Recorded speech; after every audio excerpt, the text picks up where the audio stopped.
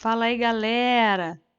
Retomando aqui as atividades do canal da professora Marisa Sodré.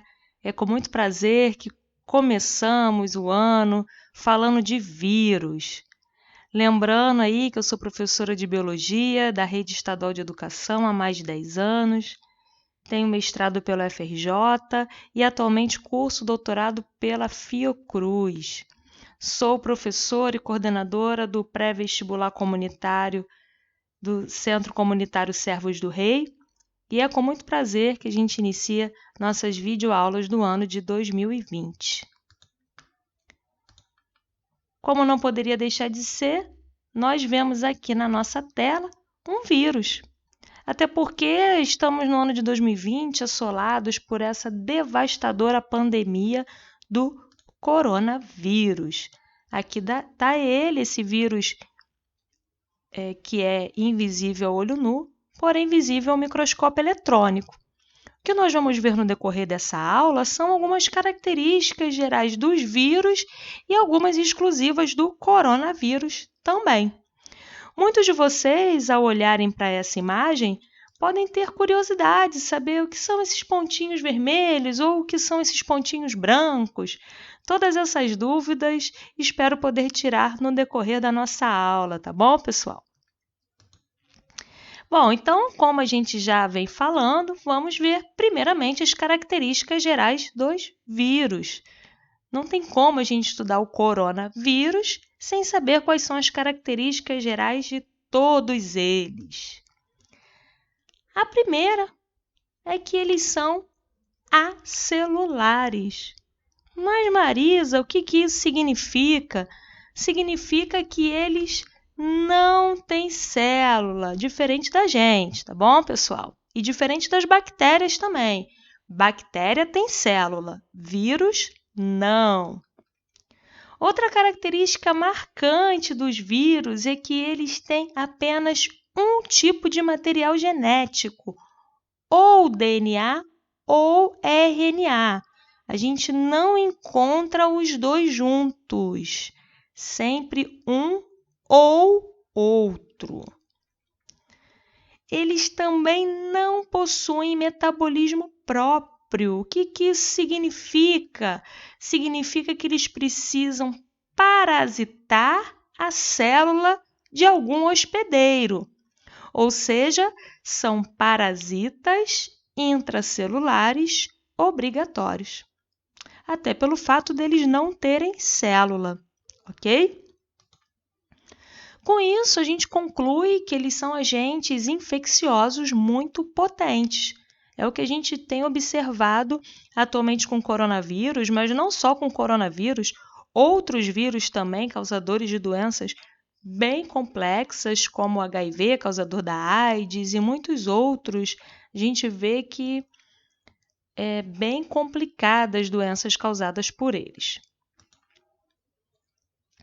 Bem, agora vamos passar para cada uma daquelas características para facilitar a nossa compreensão do tema, beleza, galera? Então, os vírus acelulares significa então que não tem célula. Poxa, como eles são então? Tá aqui, ó. No meio a gente observa o material genético, sempre DNA ou RNA, dependendo do tipo do vírus. Em volta, nós temos aqui o capsídeo, que é uma cápsula de proteína, e alguns vírus, não todos, porém alguns, além do capsídeo, possuem um envelope lipoproteico. O que isso significa? Que ele tem um envelope semelhante à membrana plasmática da célula que ele parasitou. Então, nós temos, com isso, dois tipos de vírus. O vírus não envelopado, que só tem o capsídeo e o material genético, e o vírus envelopado, que tem o capsídeo, o material genético e o envelope. Lembrando que o envelope ele é formado da membrana plasmática da célula hospedeira, mais as proteínas virais específicas, ou seja, tem parte da membrana plasmática da célula que ele parasitou e proteínas específicas do vírus, beleza? Com relação ao material genético, como nós já vimos nessa aula, nós temos vírus que são à base de DNA e vírus que são à base de RNA. Mas o que é DNA, Marisa?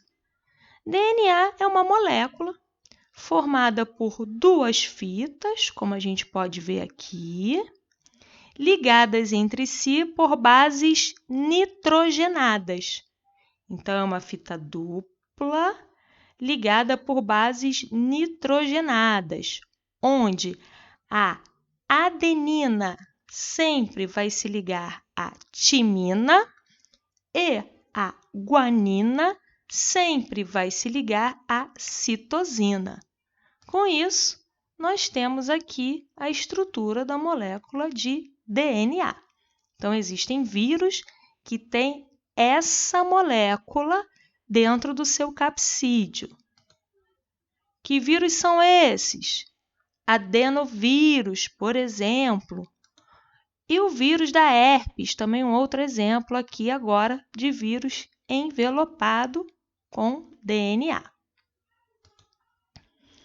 Quando o material genético é o RNA, como é que eu vou fazer para identificar? Como é que eu sei que é um RNA?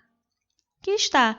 Ao contrário do DNA, o RNA tem uma fita simples, ou seja, as bases nitrogenadas não estão ligadas.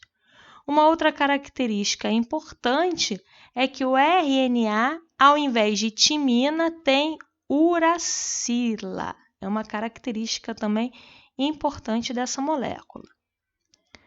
Vírus que tem RNA, o nosso HIV, o vírus da imunodeficiência humana, causador da AIDS, e o famoso, atualmente mais falado no mundo inteiro, o coronavírus.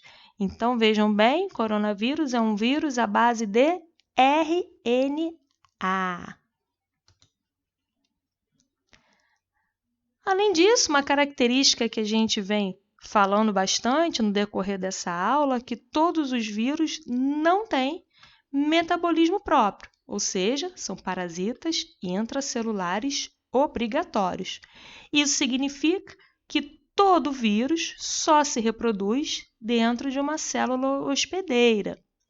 O coronavírus não é diferente, tá bom, galera? O coronavírus também precisa infectar uma célula para então se reproduzir. Daí eles causarem tanto mal. E aí, infectando células, se reproduzindo, a gente percebe aí a grande potência de infecção viral. O coronavírus, então, como a gente já viu, além de ser um vírus à base de RNA, que nós chamamos de retrovírus, é um vírus específico das vias aéreas superiores. Significa o quê, pessoal? Significa que esse vírus ele é específico para as nossas vias aéreas, ou seja, a sua transmissão se dá como a de uma gripe ou resfriado comum. Por isso, é complicadíssima a transmissão dele, tá bom? Então, a gente tem aí a nomeação desse vírus pela OMS como o coronavírus, né? E a doença causada por ele chamada de Covid-19. Então, para quem quiser saber maiores informações, maiores esclarecimentos, mostro aqui para vocês o site do governo federal, do SUS, muito interessante, com todas as informações possíveis e para a gente sempre se manter atualizado, principalmente aí para os meus alunos que estão na fase de preparação para o Enem, para as provas de vestibular. É importante que a gente tenha sempre informação atualizada e de qualidade, tá bom, galera? Outro site muito interessante é o rastreador do Covid-19, dessa doença, disponibilizado aqui pelo Bing, onde a gente tem em tempo real o total de casos confirmados.